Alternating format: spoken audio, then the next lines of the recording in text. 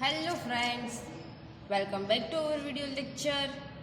Friends, हमने पिछले lecture में chapter number 7 cube and cube root उनके एग्जाम्पल देखे थे। आज हम चैप्टर नंबर 8 उनके जो एग्जाम्पल है उनकी हम बात करेंगे। तो आपको एक्सरसाइज नंबर 8.1 में फर्स्ट दिया है, एग्जाम्पल नंबर 1 में दिया है find the ratio of the following. अब हमें यहाँ पे रेशियो फाइंड करना है कि रेशियो कितना आता है। तो आप लोगों को फर्स्ट वो यहाँ पे ध्यान रखना है कि जब भी रेशियो फाइंड करते हो तो यहाँ पे दोनों की जो मेजरमेंट दिया होता है वो सेम होने चाहिए। यानी यहाँ पे देखो, speed of the cycle 15 kilometre per hour to the speed of स्कूटर 30 किलोमीटर पर हावर। यानी यहाँ पे किलोमीटर पर हावर है तो यहाँ पे भी किलोमीटर पर हावर है, वो सेम होना चाहिए। तो अब हम रेशियो कैसे फाइंड करेंगे? तो रेशियो इक्वल्स टू पहला जो दिया है वो यहाँ पे लिखेंगे, फिर जो दूसरा है वो यहाँ पे लिखेंगे। अब हम कैंसिल करें तो कैसे होगा? 15 2 जा 15 कैंसिल होगा तो 1/2। तो रेशियो कितना आया? 1/2। तो इनका रेशियो हुआ 1/2। अब यहाँ पे सेकंड एग्जांपल देखते हैं। इसमें यहाँ पे 5 मीटर के मेजरमेंट में दिया है और यहाँ पे 10 जो है वो किलोमीटर में दिया है, तो वो यहाँ पे नहीं चलेगा। हमें यहाँ पे किलोमीटर को मीटर में कन्वर्ट करना है। तो आप लोगों को पता होगा 1 किलोमीटर इक्वल्स टू 1000 मीटर होता है, 1000 मीटर। तो अब यहाँ पे 10 किलोमीटर है तो कितना होगा? तो 10 किलोमीटर इक्वल्स टू 10,000 मीटर। तो अब हम रेशियो में 5 जो है वो यहाँ लिखेंगे और 10,000 है वो यहाँ लिखेंगे। तो अब हम कैंसल आउट करें तो क्या बचेगा? यहाँ पे 2000 मल्टीप्लाई 5 यानी 10,000, 5 कट होगा तो आंसर आएगा 1/2000। रेशियो में कैसे लिखेंगे? 1/2000। फिर यहाँ पे थर्ड वाला एग्जांपल देखते हैं। इसमें क्या है? तो 50 पैसा टू ₹5। अब ये जो है वो पैसा में दिया हुआ है और ये जो है वो रुपीज में दिया हुआ है, तो हमें रुपीज को पैसे में कन्वर्ट करना है। तो 1 रुपीज इक्वल्स टू क्या होता है? 100 पैसा। तो यहाँ पे 5 रुपीज है तो 5 रुपीज का कितना पैसा होगा? तो वो होगा 5 मल्टीप्लाई 100 यानी 500 पैसा। अब रेशियो इक्वल्स टू रेशियो क्या होगा?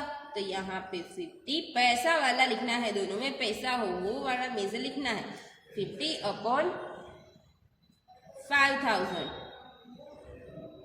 यहाँ पे 0 कट होगा और यहाँ पे 5 है और यहाँ पे 15 है। 15 को कट करके हम लिखेंगे 10 मल्टीप्लाई 5 कट होगा तो यहाँ पे क्या लिखेंगे? 1, कुछ नहीं बचा इसलिए यहाँ पे 1 और अपन में 10 है तो 1 6 10 लिखेंगे।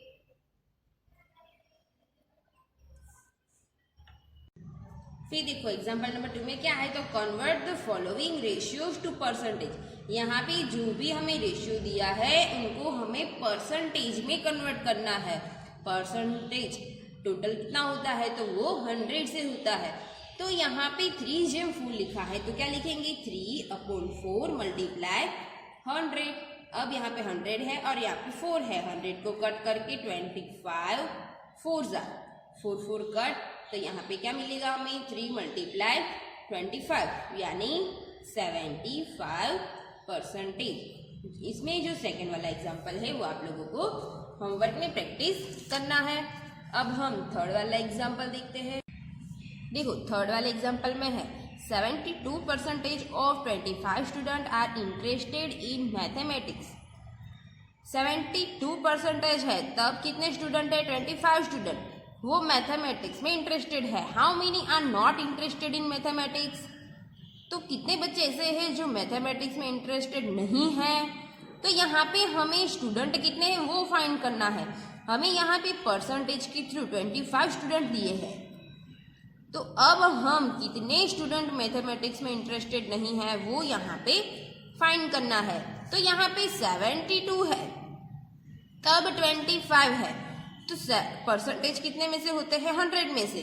तो 100 माइनस 72 परसेंटेज, इतने परसेंटेज स्टूडेंट मैथ्स में इंटरेस्टेड नहीं है। तो पहले हम वो फाइंड करते हैं। देखो क्या लिखेंगे, the number of students who are not interested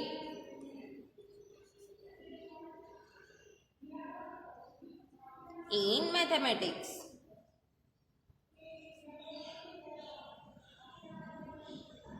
तो वो कितने आएंगे? 100 माइनस 72। तो 100 में से आप 72 कट करोगे तो क्या आएगा? 28%। 28% बच्चे ऐसे हैं जो मैथमेटिक्स में इंटरेस्टेड नहीं है। अब यहाँ पे हमें यहाँ पे क्या लिखा है? 72% of 25 student are interested in mathematics, यानी 25 स्टूडेंट टोटल स्टूडेंट है, उसमें से 72% जो है वो मैथमेटिक्स में इंटरेस्टेड है। तो जब 100% स्टूडेंट है तो टोटल कितना है? 25 स्टूडेंट। तो यहाँ पे हम लिखते हैं जब 100% स्टूडेंट है तब 25 स्टूडेंट है। तो यहाँ पे हमें 28% मिला, तब कितने स्टूडेंट होंगे? तो 28 मल्टीप्लाई 25 अपॉन 100, यहाँ पे 4 आएगा और यहाँ पे कट करेंगे तो क्या आएगा? तो यहाँ पे 7 आएगा, 7 4 जा 28, 4 4 कट होगा तो कितने स्टूडेंट आए? 7 स्टूडेंट्स। 7 स्टूडेंट ऐसे हैं जो मैथमेटिक्स में इंटरेस्टेड नहीं है। देखो अब एग्जाम्पल नंबर 4 की बात करते हैं। उसमें क्या है? अ football team won 10 matches out of the total number of matches they play. उसने जितने भी मैचेस यहाँ पे खेली है उसमें से 10 मैचेस में वो लोग विन हो गए हैं। If their win percentage was 40, तो how many matches did they play in all? अब यहाँ पे जो भी मैचेस विन हुए उनके परसेंटेज दिए हुए हैं 40। तो यहाँ पे जब 40% है तब 10 मैचेस है, तो हमें टोटल मैचेस चाहिए यानी 100% मैचेस चाहिए, तब कितनी मैचेस होगी? तो यहाँ पे हम लिखते हैं जब 40% है तब हमें 10 मैचेस दी हुई है। जब जो विन हुए वो 100 मैचेस होगी तब कितनी मैचेस होगी? तो इन दोनों का मल्टीप्लिकेशन और अपॉन में 40 होगा। तो अब यहाँ पे हम कट करेंगे तो 0 0 और यहाँ पे 25 4 जा 4 4 कट होंगे तो कितने मैचेस आएंगी? 25 मैचेस। अब हम एग्जाम्पल नंबर जो 5 है वो आप लोगों को होमवर्क में करना है और 6 भी आप लोगों को होमवर्क में करना है। अब हम बात करते हैं एक्सरसाइज नंबर 8.2 की।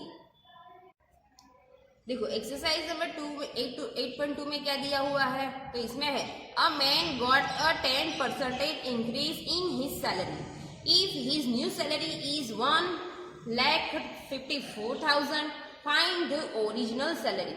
अब यहाँ पे जो भी सैलरी उनकी है उनमें 10% इंक्रीज हुआ है, यानी उनकी जो ओरिजिनल सैलरी है उनमें इंक्रीज हुआ है और न्यू सैलरी उनकी हुई है 1,54,000 और हमें वो ओरिजिनल सैलरी कितनी है वो फाइंड करने को बोला है।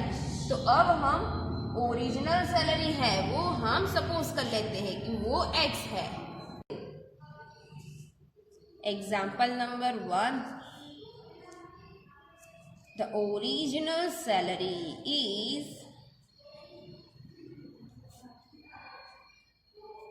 Equals to x rupees.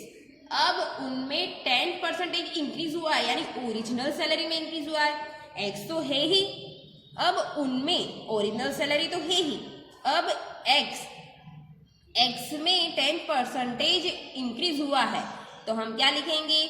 10% of x rupees equals to, और उनकी न्यू सैलरी कितनी हुई है तो 1,54,000। अब यहाँ पे एक्स तो है ही, 10% ऑफ एक्स रुपीज, उनको हम कैसे लिख सकते हैं तो 10% है इसलिए अपन में 100 मल्टीप्लाई एक्स इक्वल्स टू 1,54,000। अब यहाँ पे 10x आएगा और यहाँ पे इन दोनों का हमें एडिशन करना है, तो अपॉन में जो भी नंबर है वो हमें सेम चाहिए। तो यहाँ पे 100 है, यहाँ पे 100 नहीं है, तो हम 100 से डिवाइड करें और मल्टीप्लाई करें। अब यहाँ पे आएगा 10x अपॉन 100 इक्वल्स टू 1,54,000। अब यहाँ पे अपॉन में दोनों नंबर सेम आ गए, तो यहाँ पे क्या मिलेगा हमें 100 और यहाँ पे 100x प्लस 10x यानी 110x इक्वल्स टू 1,54,000। अब हमें यहाँ पे x चाहिए, ओरिजिनल सैलरी हमने x ली है इसलिए हमें यहाँ पे x चाहिए, इसलिए ये जो है वो 1,54,000 जो है उनके साथ मल्टीप्लिकेशन में जाएगा बिकॉज यहाँ पे डिवाइड में है, और ये जो x के साथ मल्टीप्लिकेशन में है वो यहाँ पे राइट साइड में जाएगा तो वो अपॉन में हो जाएगा। तो हम क्या लिखेंगे तो x equals to 1,54,000 multiply 100 upon 110। अब यहाँ पे जो भी कट हो रहा है वो हम कट करेंगे। अब यहाँ पे 11 है और यहाँ पे है 100, यहाँ पे 1,54,000 है, तो अब हम पहले इससे जो 154 है उनसे पहले डिवाइड कर ले 11 को, तो क्या आएगा 11 1 ओके। अब इनसे हम डिवाइड करेंगे तो 11 है और यहाँ पे 1 है, तो यहाँ पे 1 नंबर नहीं चलेगा बिकॉज 11 से लेस है, इसीलिए हम 2 नंबर लेंगे तो वो होगा 15। तो 11 1 ज़ा 11, यहाँ पे माइनस करेंगे तो 4 आएगा और यहाँ पे भी 4, तो 11 4 ज़ा 40 0, और ये जो 3 0 है वो हम यहाँ पे रख देंगे, तो हमारा आंसर हमें मिल गया। तो हम इनको कट करके क्या लिख सकते हैं 11 मल्टीप्लाई 14,000, 11 11 कट होगा तो x इक्वल्स टू क्या आएगा 40,000 मल्टीप्लाई 10 यानी x इक्वल्स टू 1,40,000।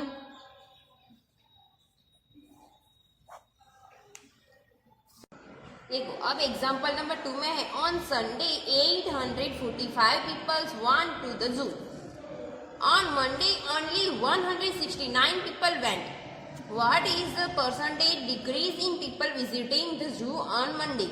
अब हमें यहाँ पे कितने जो लोग हैं, कितने पीपल यहाँ पे डिक्रीज हुए हैं मंडे को जू की विजिटिंग में, तो अब हमें वो परसेंटेज में चाहिए। तो पहले हम कितने पीपल डिक्रीज हुए वो फाइंड कर लेते हैं और फिर उनका परसेंटेज फाइंड कर लेते हैं। तो देखो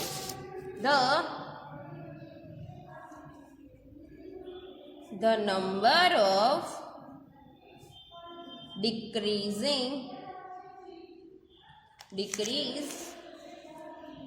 in the people visiting the zoo on Monday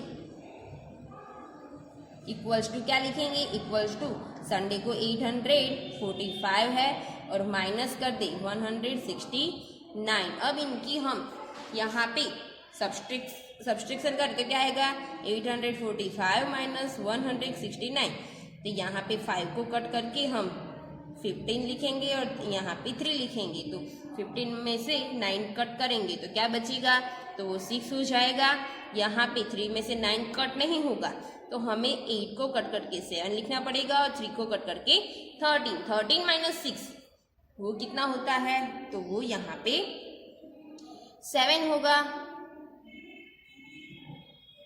फिर 7 में से 6 कट करेंगे तो 6 होगा, तो कितने डिक्रीज हुए पीपल? तो 676 पीपल। अब ये जो है वो हमें परसेंटेज में चाहिए, परसेंटेज में चाहिए, तो हम क्या लिखेंगे? तो देखो, तो पहले हमें यहाँ पे लिखना है कि the percentage of decreasing people,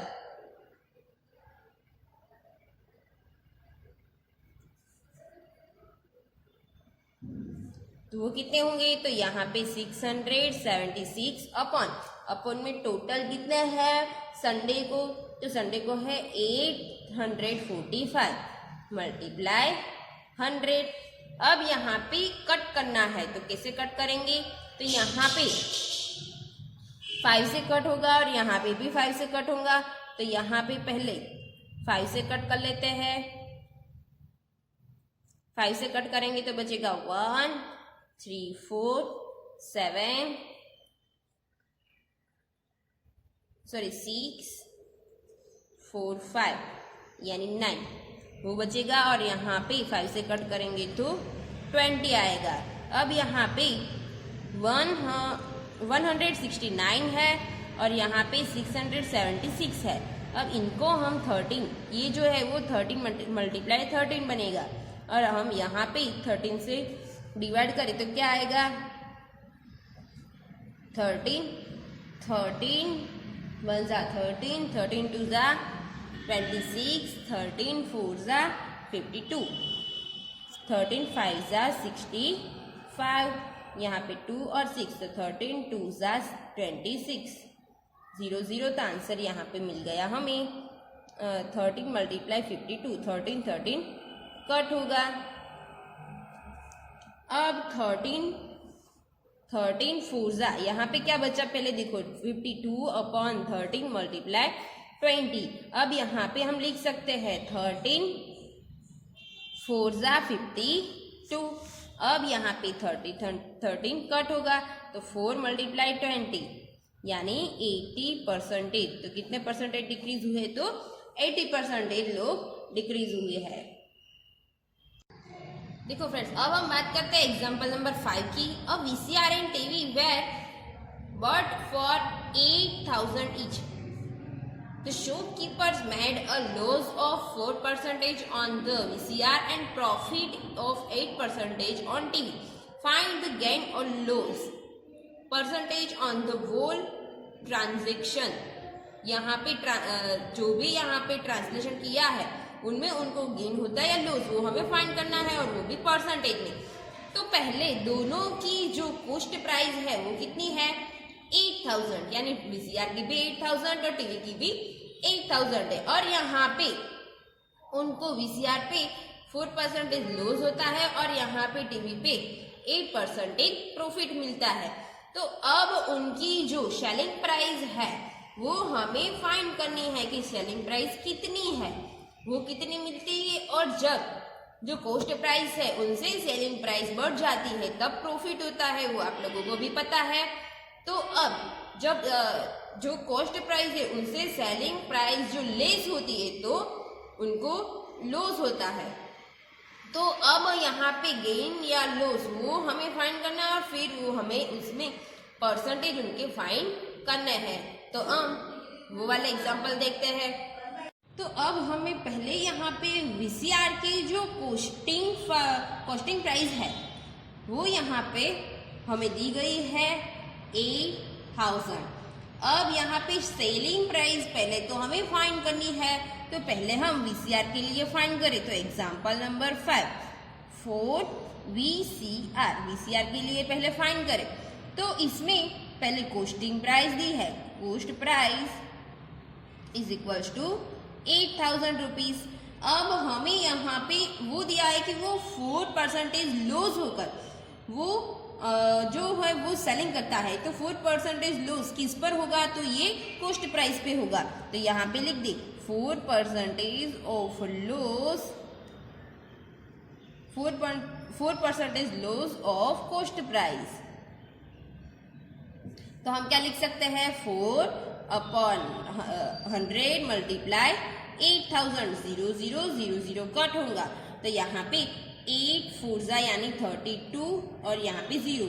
तो ये जो मिला वो हमें वो कितने रुपीस, ये जो वीसीआर बेचते हैं उसमें लॉस वो होता है, तो लॉस वो है 320 रुपीस। तो अब सेलिंग प्राइस कितने आएगी, तो selling price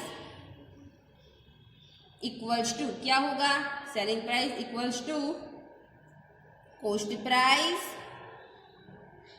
minus loss. Cost price 8000 है और माइनस लॉस आर 320। तो यहाँ पे 0, फिर यहाँ पे 8 आएगा, यहाँ पे आएगा 6 और यहाँ पे 7। तो इतने रुपए में वो बेचता है, वीसीआर इतने रुपए में वो बेचते हैं। कितने रुपए में, तो 7680। अब हमें वीसीआर की सेलिंग प्राइस मिली। ओके, तो अब हमें यहाँ पे परसेंटेज में ये मिल गया। अब हमें क्या चाहिए, टीवी की सेलिंग प्राइस चाहिए। तो हम यहाँ पे लिख दे फॉर टीवी के लिए कॉस्ट प्राइस क्या है, तो कॉस्ट प्राइस तो इसमें 8000 दी हुई है। अब यहाँ पे उनको प्रॉफिट होता है 8% प्रॉफिट, तो यहाँ पे हम लिख दे 8%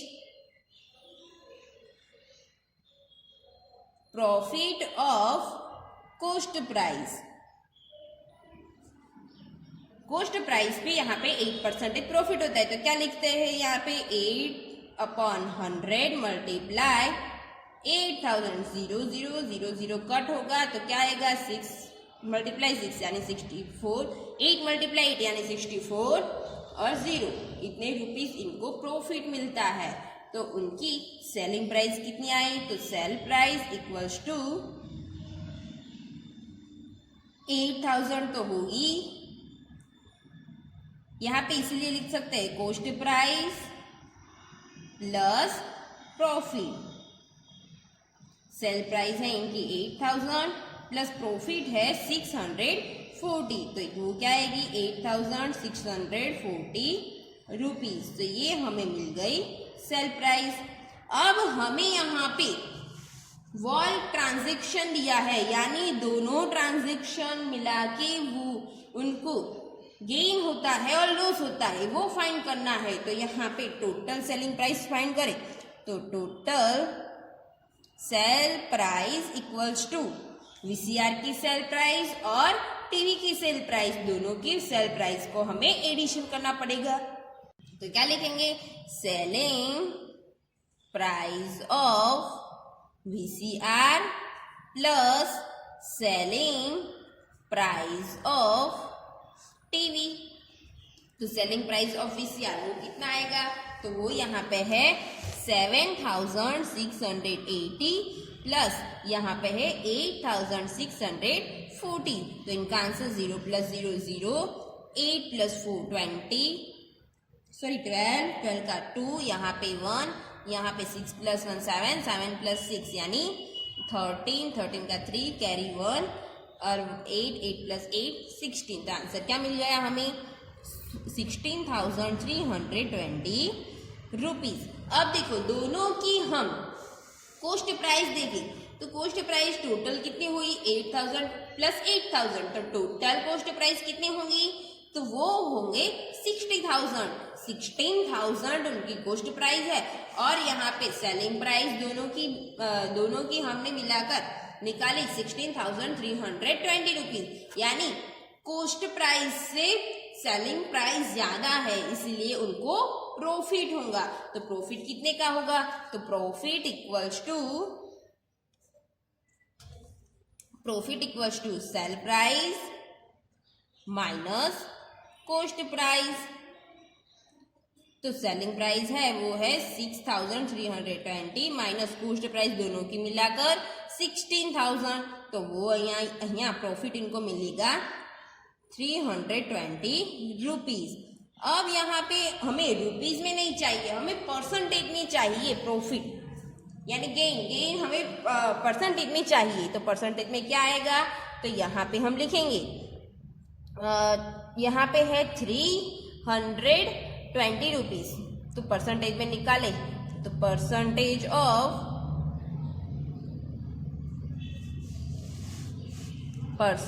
ऑफ प्रॉफिट, तो वो हमें क्या मिलेगा, तो 320 अपॉन 6000 मल्टीप्लाई 100।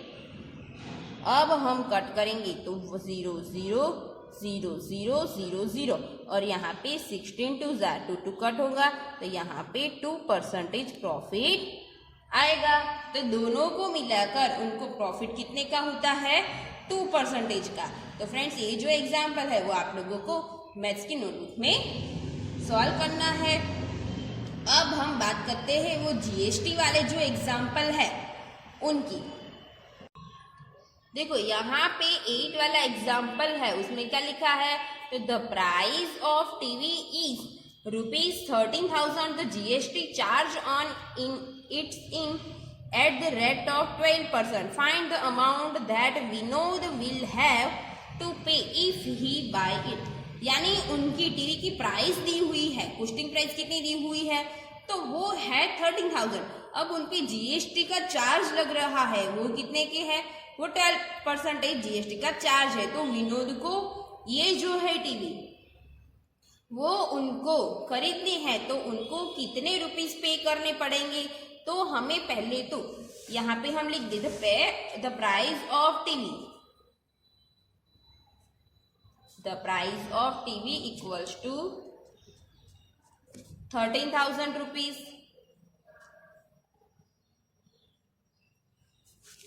फिर क्या आएगा, फिर यहाँ पे जीएसटी इक्वल टू 12%। अब देखो जब 100 रुपीज की जब कोई भी चीज होती है तो उनपे जीएसटी 12% लगाया जाए तो वो चीज हमें कितने में पड़ेगी, तो वो चीज हमें 112 रुपए में पड़ेगी। जब 100 रुपीज की चीज है तो जीएसटी 12% जीएसटी हो, तो ये चीज जो हम खरीदते हैं तो वो हमें 112 रुपीज में पड़ेगी, बिकॉज यहाँ पे 12% क्या है, जीएसटी है। इसलिए जब 100 रुपीज की चीज हो 12% जीएसटी हो तब, तो यहाँ पे तो हमें यहाँ पे 13,000 रुपीज की टीवी दी हुई है, जीएसटी 12%, तो हम यहाँ पे लिख दे जब 100 रुपीज हो तब जीएसटी लगकर 112 रुपीज हो जाता है। तो यहाँ पे कितने का है, तो अब यहाँ पे है 13,000 रुपीज का है, तब जीएसटी कितने रुपीज का लगेगा, तो यहाँ पे हम लिखेंगे 30,000 अब 112 अपॉन 100। अब हम यहाँ पे कट आउट करेंगे तो 0 0 0 0। अब 112 मल्टीप्लाई 13 करेंगे तो 0 2 1 1 6 3 3, तो 6 प्लस यहाँ पे 5, यहाँ पे 4, यहाँ पे 1, तो कितने में पड़ेगा, वो उनको पड़ेगा 14,560 रुपीज में। तो जीएसटी जब 12% लगेगी वो टीवी पर, तो वो कितने रुपीस पे करेंगे, तो यहाँ पे 14,560 रुपीज। तो फ्रेंड्स इनके रिलेटेड जो एग्जाम्पल है वो आप लोगों को होमवर्क में करना है। तो अब हम बात करते हैं एक्सरसाइज नंबर 8.3 की। देखो एक्सरसाइज नंबर 8.3 में जो भी एग्जाम्पल है उनके लिए ये जो है वो बेसिक है। अब इनके ये फॉर्मूला थ्रू हम ये जो एग्जाम्पल है वो सॉल्व करने वाले हैं। तो पहले लिखा है देखो, compound interest is the interest calculate on the previous year amount. यानी ये जो कंपाउंड इंटरेस्ट है, आप लोग सिंपल इंटरेस्ट के बारे में पढ़ चुके हो, तो ये जो कंपाउंड इंटरेस्ट है वो कैसे है, तो वो अगले ईयर प्रीवियस ईयर है उनकी अमाउंट पे इंटरेस्ट ऐड होता है। इसलिए A equals to amount equals to previous year plus interest. Previous year में इंटरेस्ट हम ऐड करेंगे उनका, तब वो हमें अमाउंट मिलेगी। तो amount when interest is compound annually, जब हमें एन्युअली जब इंटरेस्ट फाइंड करना होता है तब हमें ये फॉर्मूला यूज करनी है, T ब्रैकेट में 1 plus R upon 100 raise to n।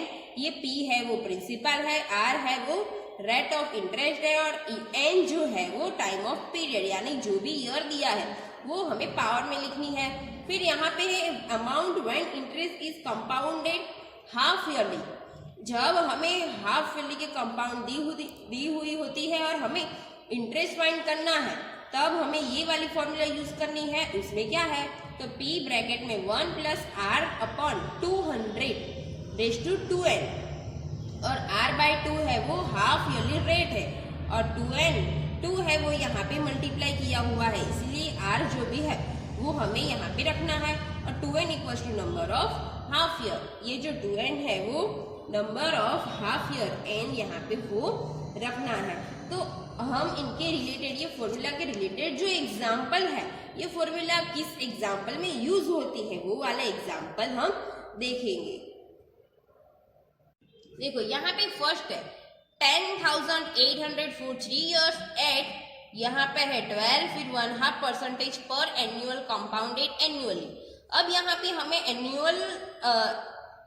एन्यूम compound annually यहाँ पे दिया हुआ है और यहाँ पे रेट यानी आर दिया हुआ है 12 फिर 1/2% और यहाँ पे एन दिया हुआ है 3 ईयर और पी प्रिंसिपल दिया हुआ है 10,800। अब हमें इनके थ्रू हमें इंटरेस्ट फाइंड करना है, कंपाउंडेड इंटरेस्ट फाइंड करना है। तो P इक्वल्स टू हम क्या लिखेंगे P इक्वल्स टू ₹10,800 फिर N इक्वल्स टू 3 ईयर फिर हमें R दिया हुआ है 12 फिर 1/2% और हमें कंपाउंड इंटरेस्ट फाइंड करना है तो पहले हमें अमाउंट फाइंड करनी पड़ेगी। तो अमाउंट ये जो है इनको हम क्या लिख सकते हैं तो 2 × 12 यानी 24 प्लस 1 यानी 25/2 हम ये लिख सकते हैं। तो अब हम क्या करेंगे तो अब हमें यहाँ पे हमारा रेट आ गया 25/2। अब हम अमाउंट फाइंड करेंगे तो अमाउंट की फॉर्मूला है P ब्रैकेट में 1 plus R upon 100 raise to n। P हमारा है 10,800 1 प्लस R है 25/2 यहाँ पे 100 दिया हुआ है और n है हमारा 3। फिर यहाँ पे हम कट कर देंगे तो यहाँ पे क्या आएगा 4 आएगा तो यहाँ पे 1,800 फिर 1 प्लस 1/4 यहाँ पे 8 हो जाएगा रेज टू 3। अब क्या करेंगे तो 10,800 8 1 ज़ा 8 प्लस 1 यानी 9/8 रेज टू 3। अब इनकी कैलकुलेशन 10,800 मल्टीप्लाई ये 3 बार लिखना है। यहाँ पे क्यूब है इसलिए 3 बार हमने पिछले चैप्टर में पढ़ा था।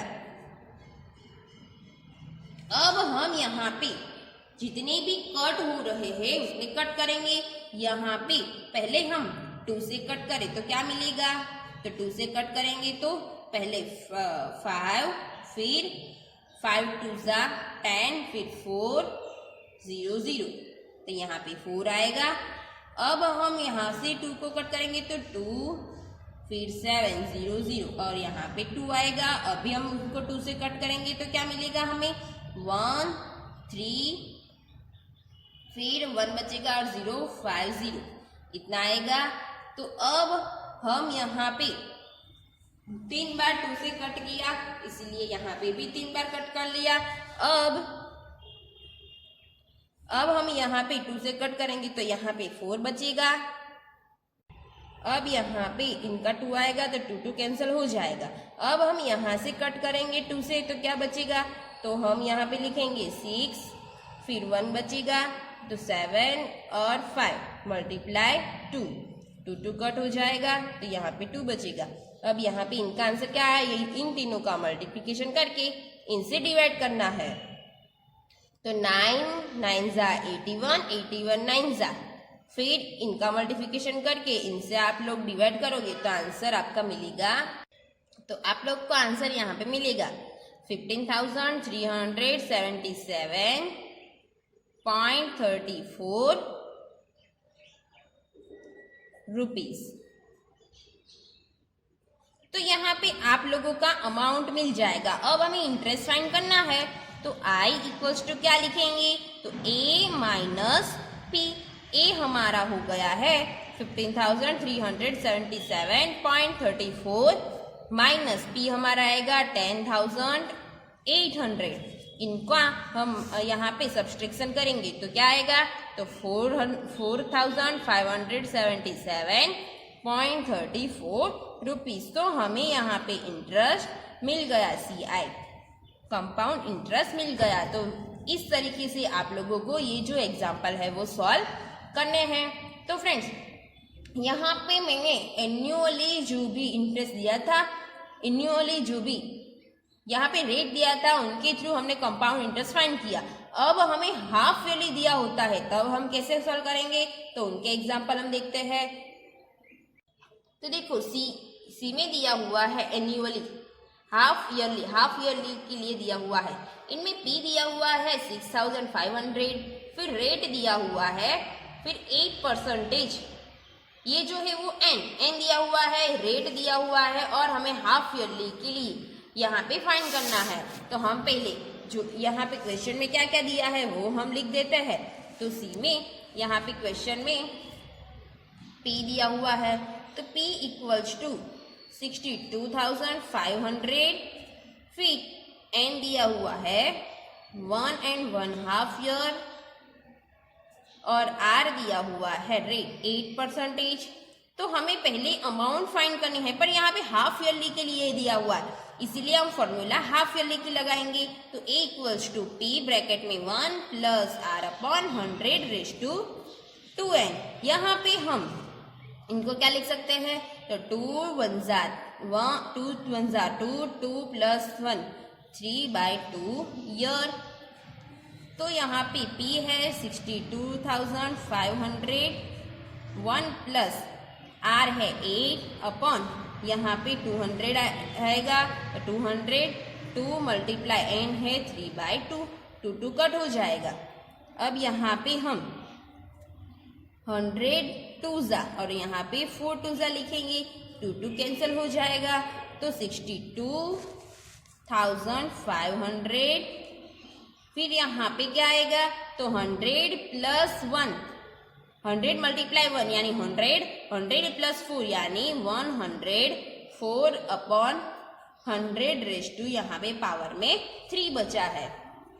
अब हमें क्या करना है, तो 62,500 तो एज इट इज रहेगा, और ये जो है वो 3 बार, यहाँ पे क्यूब है इसीलिए हम 3 बार मल्टीप्लिकेशन करेंगे।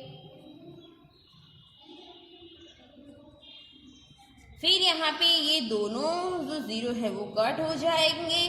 अब आप लोगों को इनका सारा, ये जो सारे हैं इनका मल्टीप्लिकेशन करके कट करना है, तो इनका आंसर मिलेगा आपको 7,304 रुपीज, ये इनका आंसर मिलेगा। फिर यहाँ पे CI कंपाउंड इंटरेस्ट फाइंड करना है, तो A माइनस P, A जो है वो हमारा है 7,304 माइनस P यहाँ पे 62,500 है। तो यहाँ पे आप लोग इनको कट करेंगे तो आंसर मिलेगा 7,804 रुपीज।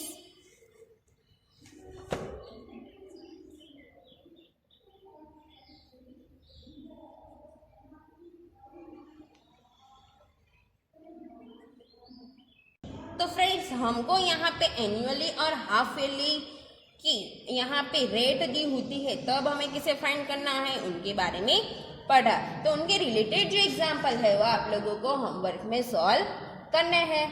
तो यहाँ पे मैं जो थर्ड वाला एग्जाम्पल है वो यहाँ पे मैं करवाती हूँ।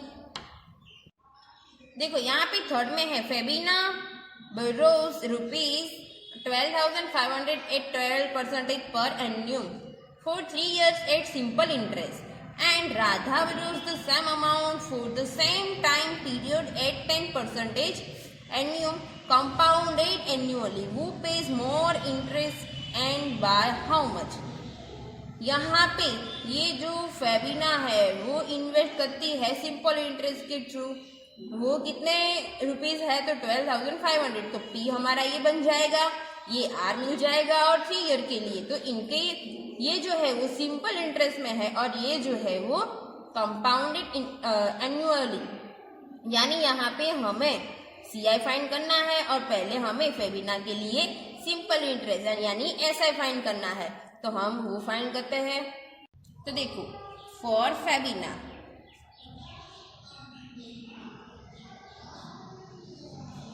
उनके लिए हमें सिंपल इंटरेस्ट फाइंड करना है। तो इनका P है 12,500 और यहाँ पे R दिया हुआ है 12% और N है उनका 3 ईयर।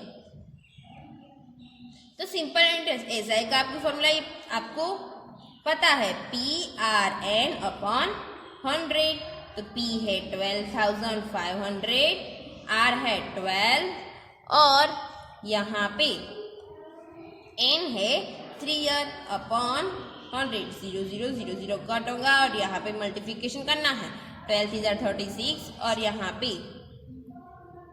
125 से 36 को मल्टीप्लाई करेंगे तो यहाँ पे 5 1 6 7 और 3, 6 5 30 का 0, यहाँ पे 3, 6 2 12, 12 प्लस 3 यानी 15 का 5, यहाँ पे 1 6 1 6 प्लस 1 यानी 7, 0 0 1 5 1 4।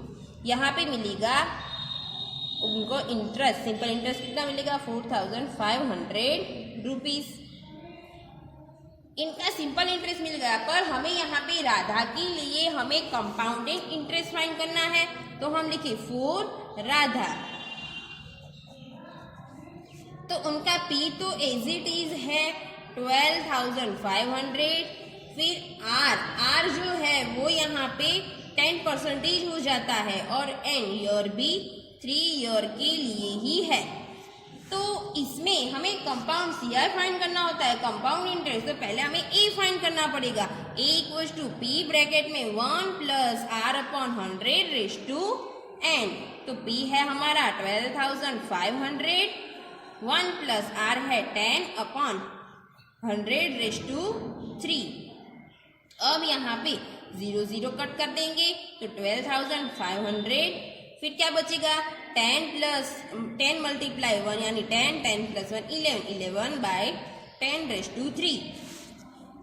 फिर यहाँ पे 12,500 यहाँ पे 3 बार है इसलिए मल्टीप्लिकेशन में 11 अपॉन 10, 11 अपॉन 10, 11 अपॉन 10 आएगा। अब यहाँ पे कट कर देंगे, 0 0 कट हो जाएगा। अब हमें इन तीनों का मल्टीप्लिकेशन करके इनके साथ करना है। तो 11 मल्टीप्लाई 11 मल्टीप्लाई 11 यानी 11 का क्यूब आपको पता है कितना आता है, 1331 और मल्टीप्लाई करना है हमें 125 से। तो पहले हमें यहाँ पे 3 नंबर है यानी यहाँ पे 2 0 लगाएंगे, यहाँ पे 1, यहाँ पे 3, यहाँ पे 3 और यहाँ पे 1। फिर यहाँ पे 0 आएगा, 2 1 2, 2 3 6, 2 3 6 और यहाँ पे 2 1 2 बचेगा। फिर 5 1 5, 5 3 15 का 5, कैरी 1 आएगी, 5 3 15, 15 प्लस 1 16 का 6, कैरी 1 आएगी, 5 1 5 प्लस 1 यानी 6। अब यहाँ पे 5, यहाँ पे 7, यहाँ पे क्या आएगा, तो 6 प्लस 6 12, 12 प्लस 1 13 का 3, कैरी 1, 1 प्लस 3 4, 4 प्लस यहाँ पे 2, 4 प्लस 2 यानी 6, यहाँ पे 1 प्लस 3 यानी 4, 4 प्लस 6 यानी 10, 10 प्लस 6 यानी 6, 16 का 6 यहाँ पे, कैरी 1, 1 प्लस 3 यानी 4, 4 प्लस 2 यानी 6 और यहाँ पे 1। तो आंसर क्या मिलेगा हमें यहाँ पे, तो 1,66,375 रुपीज। और यहाँ पे अपॉन में 10 है इसीलिए इनका आंसर मिलेगा हमें 16,637.5 रुपीज। ये हमारा अमाउंट मिल गया। अब हमें अमाउंट के बाद हमें CI फाइंड करना है। तो CI कैसे फाइंड करेंगे? तो CI की फॉर्मूला है हमारे पास। CI की फॉर्मूला क्या है? तो CI equals to A minus P। तो अमाउंट हमारा मिला वो यहाँ पे पुट करना है उनकी वैल्यू, और P की वैल्यू यहाँ पे पुट करनी है। तो A की वैल्यू हमें क्या मिली? तो A की वैल्यू यहाँ पे अभी हमने फाइंड की 16,637.5 रुपीज। तो वो हम यहाँ पे लिखेंगे 16,637.5 माइनस यहाँ पे P हमारा है 12,500। यहाँ पे हम कट करेंगे तो 0.5 आएगा, फिर 7 माइनस 0 यानी 7, 3 माइनस 0 यानी 3, 6 माइनस 5 यानी 1, 6 माइनस 2 यानी 4, 1 माइनस 1 यानी 0। तो हमारा CI मिल गया, कंपाउंडेड इंटरेस्ट मिल गया 4,136.5। अब जब हमने फेबिना के लिए सिंपल इंटरेस्ट निकाला था वो कितना था? तो वो था 4,500। तो यहाँ पे किसका ज्यादा है? तो यहाँ पे फेबिना का ज्यादा है और राधा का उससे कम है। तो कितना ज्यादा है वो हमें यहाँ पे फाइंड करना है। तो अब हम लिखेंगे फेबिना पेज मोर इंटरेस्ट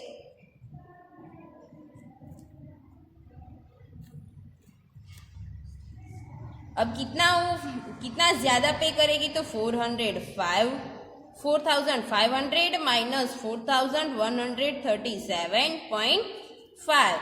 अब यहाँ पे हम कट करेंगे तो क्या आएगा? तो देखो 4,500 माइनस 4,137.5, यहाँ पे 0.0 आएगा, यहाँ पे 10, यहाँ पे 9, यहाँ पे कट करके 9, यहाँ पे 5 को कट करके 4 आएगा। 10 माइनस 5 यानी 5, 9 माइनस 7 यानी 2, 9 माइनस 3 यानी कितना? 6, 4 माइनस 1 यानी 3 और यहाँ पे 0। तो वो कितना रुपीस यहाँ पे राधा से ज्यादा पे करेगी? तो 362.5 रुपीज। तो यहाँ पे इनका आंसर हमें मिल गया। तो फ्रेंड्स, उनके जो रिलेटेड एग्जाम्पल है वो आप लोगों को होमवर्क में सॉल्व करने हैं।